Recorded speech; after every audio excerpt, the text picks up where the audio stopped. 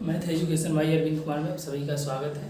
पिछली क्लास में हम लोग फंक्शन का डोमेन निकालने के लिए सीख रहे थे, जिसमें हम लोग नोट 1 पढ़े थे कि अगर एफ एक्स बराबर क्यू एक्स बटा पी एक्स बटा क्यू एक्स के रूप में हो तो हम लोग क्यू एक्स सबसे पहले क्यू एक्स बराबर हम लोग 0 करते हैं, उसके बाद हम लोग डोमेन निकालते हैं। अब आज हम लोग अगला नोट करते हैं।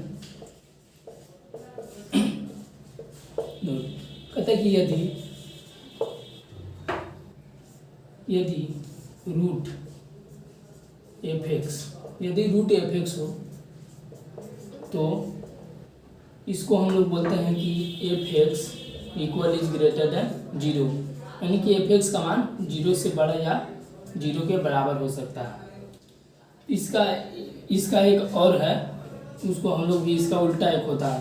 जैसे नोट दोनों को लिख लेते हैं हम लोग, उसके बाद हम लोग दोनों को बारी से एग्जाम्पल के साथ हम लोग देखेंगे। दूसरा लिख लीजिए। कहता है कि यदि 1/रूट अंडर एफ एक्स हो, 1/रूट एफ एक्स हो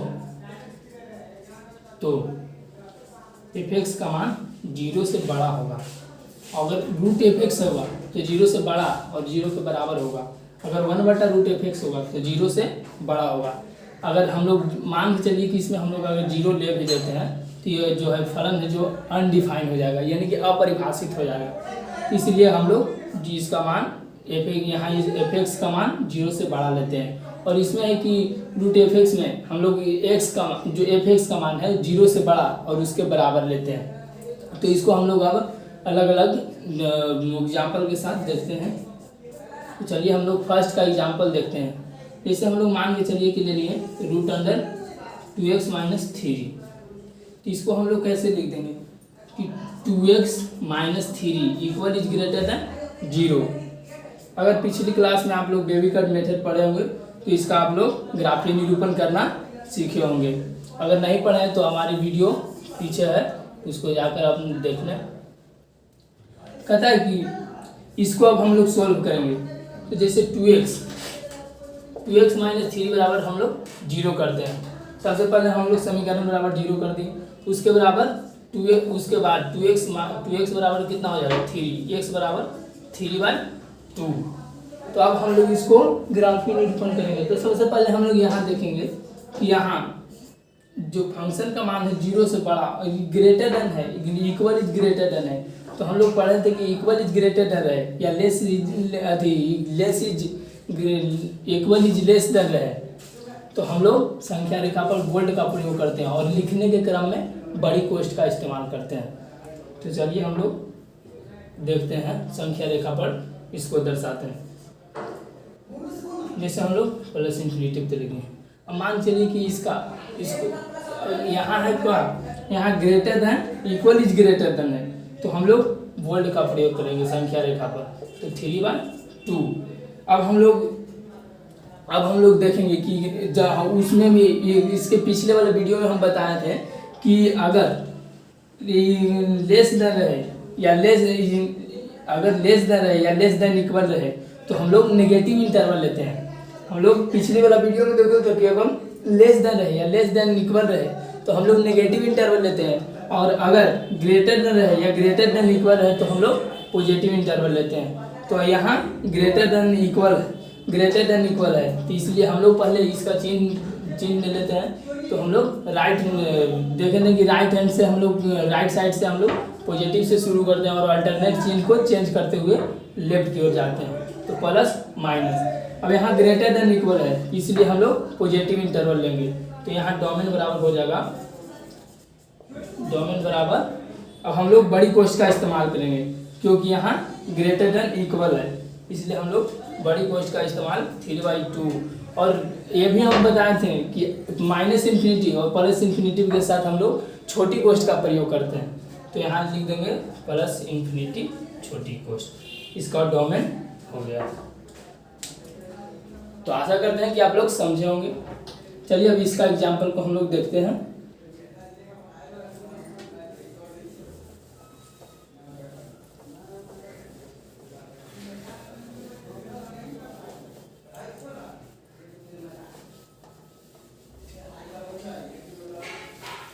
चलिए अब हम लोग नोट 3 का एग्जाम्पल देखते हैं।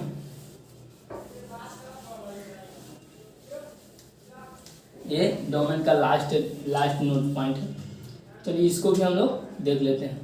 कहता है कि 1/√अंडर था, तो इसको हम लोग क्या बोलते हैं, F x is greater than खाली जीरो। इसमें अगर √f(x) था तो उसमें बोलते थे equal is greater than zero, इसमें हम लोग बोलेंगे ग्रेटर देन जीरो, खाली f(x) बराबर f(x) is greater than zero, क्योंकि अगर हम लोग जीरो यहाँ लेंगे तो यह जो फलन है जो अपरिभाषित हो जाएगा।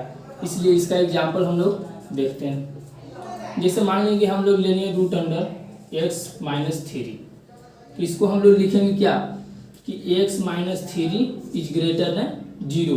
अब इसको हम लोग ग्राफीय निरूपण करेंगे, उससे हम लोग डोमेन निकालेंगे। तो x - 3 बराबर पहले हम लोग जीरो करेंगे, तो x बराबर यहाँ से हम लोग का कितना आ गया 3, x बराबर हम लोग का 3 आ गया। अब हम लोग देखेंगे कि क्या है कि ये है ग्रेटर देन, तो ग्रेटर देन रहेगा तो हम लोग सबसे पहले तो लिखने के क्रम में हम लोग वैगन का प्रयोग करेंगे।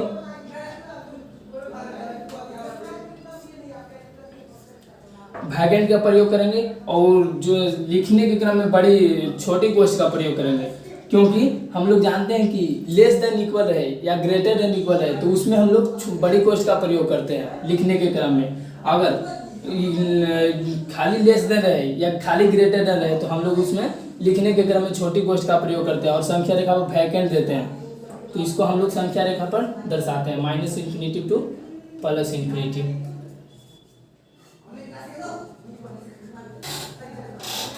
यहाँ हम लोग बोल्ड की जगह वैकेंट का प्रयोग करेंगे, कहा कि यहाँ ग्रेटर देन है। अगर यही ग्रेटर देन इक्वल रहता था तो हम लोग बोल्ड का प्रयोग करते थे, इसलिए यहाँ खाली ग्रेटर देन है, इसलिए हम लोग वैकेंट का प्रयोग करेंगे। यहाँ 3, इसमें हम लोग चिन्ह को अल्टरनेट चेंज करेंगे +-।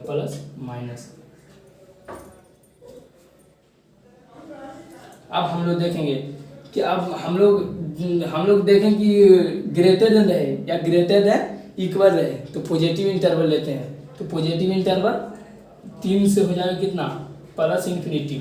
तो ये भी हम लोग जानते हैं कि -∞ रहे या +∞ रहे उसके साथ छोटी कोष्ठ का प्रयोग हमेशा करेंगे। याद रखिएगा कि अगर +∞ रहे या -∞ रहे उसके साथ हम लोग छोटी कोष्ठ का प्रयोग करेंगे। और इसमें अब बात आई 3 की, तो 3 का देखेंगे कि ग्रेटर देन खाली है, तो हम लोग जानते हैं कि खाली ग्रेटर देन रहे या खाली लेस देन रहे तो उसमें हम लोग छोटी कोष्ठ का प्रयोग करते हैं। इसका डोमेन हो गया।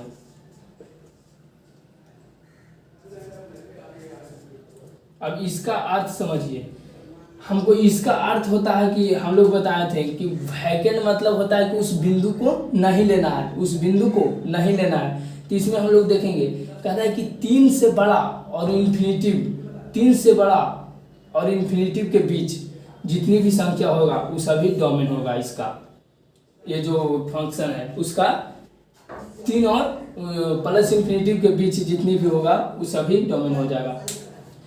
तो अब आशा करते हैं कि आप लोग समझ गए होंगे। चलिए अब हम लोग फलन का प्रांत हम लोग समाप्त कर लिए। अगर जो विद्यार्थी फलन का प्रांत अगर अच्छे तरीके से समझ गए होंगे उनका फलन का परिसर में कोई दिक्कत ना होगा, फलन का रेंज में। चलिए हम लोग फलन का रेंज स्टार्ट करते हैं।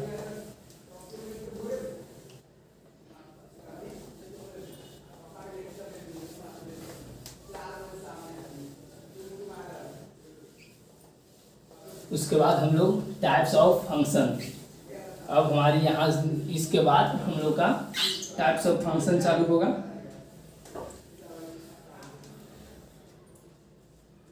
चलिए तो हम लोग फलन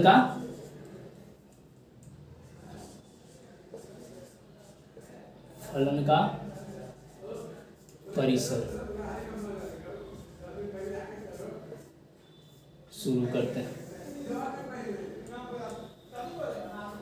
कहता है कि इसको नोट पहले लिख लीजिए, इसका नोट कहता है कि यदि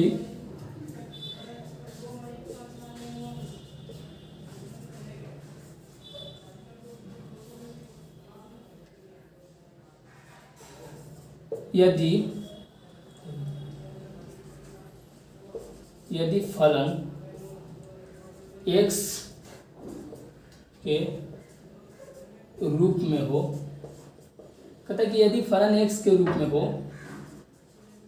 तो उसे,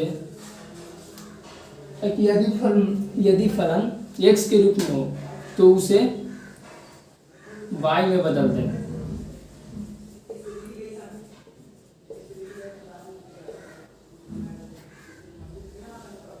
यदि फलन x के रूप में हो तो उसे y में बदल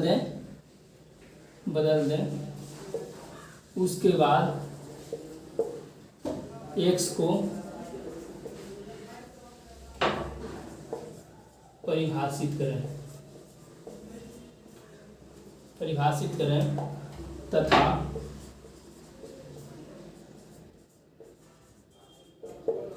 डोमेन के सारे नियमों का पालन करें।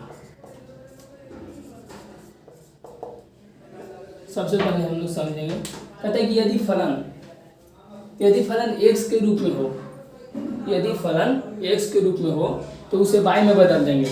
सबसे पहले तो हम लोग अगर फंक्शन x के रूप में दिया हुआ रहेगा तो उसको हम लोग y में बदल देंगे। उसके बाद कहता है कि उसके बाद x को परिभाषित करेंगे तथा डोमेन के सारे नियमों का पालन करें। जैसे मान लीजिए कि हम लोग का दे दिया कि f(x) बराबर 2x + 3। अब हम लोग का f(x) बराबर 2x + 3 दे दिया, तो सबसे पहले हम लोग ये जानेंगे कि f(x) को एक और नाम होता है। f(x) को ही हम लोग y बोलते हैं। तो यहाँ हम लोग लिख सकते हैं कि y बराबर 2x + 3। चलिए उसको मिटाते हैं, जगह नीचे कम, तो चलिए यहाँ पे देख लेते हैं। तो हम लोग पहले कहता है कि इसको हम लोग y में बदल देंगे, तो y में बदलते हैं तो y - 3 बराबर हो जाएगा 2x। तो x का मान हो जाएगा y - 3/2।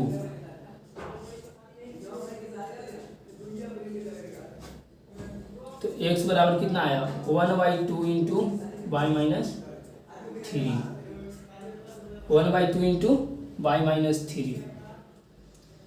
तो अब हम लोग कहता है कि सबसे पहले यदि फलन x के रूप में दिया हो तो उसको y में बदल दिए, तो हम लोग उसको y में बदल दिए फलन को।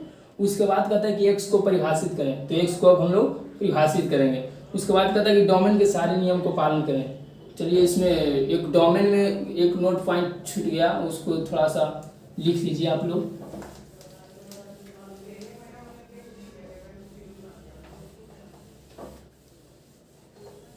देखिए डोमेन का एक और पार्ट छूट गया थोड़ा सा, उसको आप लोग लिख लीजिए, वो इम्पोर्टेंट है, क्या कि वो जो परिसर में काम देगा। कहता है कि सभी बहुपद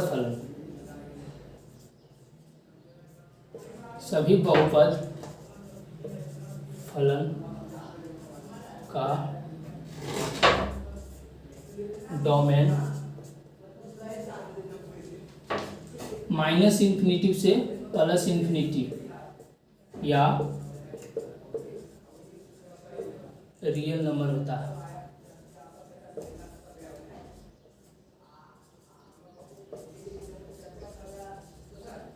कहते हैं कि सभी बहुपद फलन का जो डोमेन है -∞ से +∞ या रियल नंबर होता है। इसको आप लोग लिख लीजिएगा, ये छूट गया था थोड़ा। अब उसको देखते हैं। अब हम लोग परिसर को देखते हैं।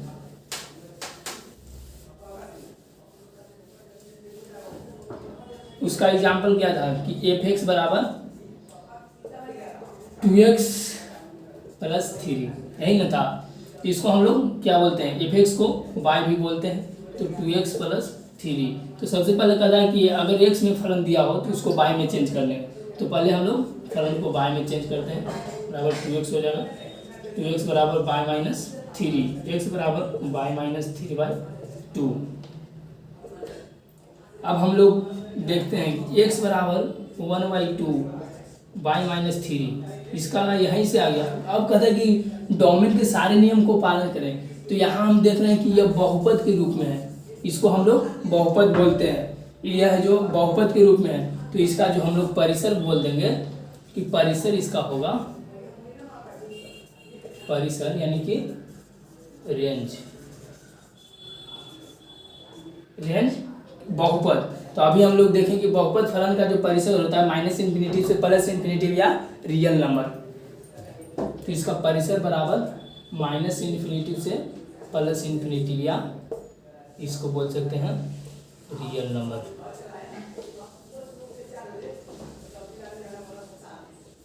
Real number. तो हम लोग परिसर निकालना अब सीखेंगे। ये तो हो गया परिसर इसका एक का परिसर निकालें। अब और दो तीन को देखते हैं एग्जाम्पल को, उससे आप लोगों को सबको क्लियर हो जाएगा।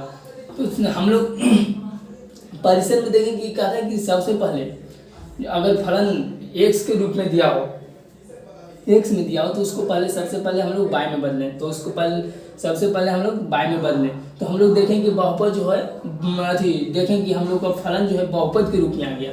तो हम लोग जानते हैं कि बहुपद फलन का जो परिसर होता है, परिसर और प्रांत दोनों -∞ से +∞ या रियल नंबर होता है। याद रखिएगा कि बहुपद फलन का जो परिसर या प्रांत -∞ से +∞ तक होता है या रियल नंबर।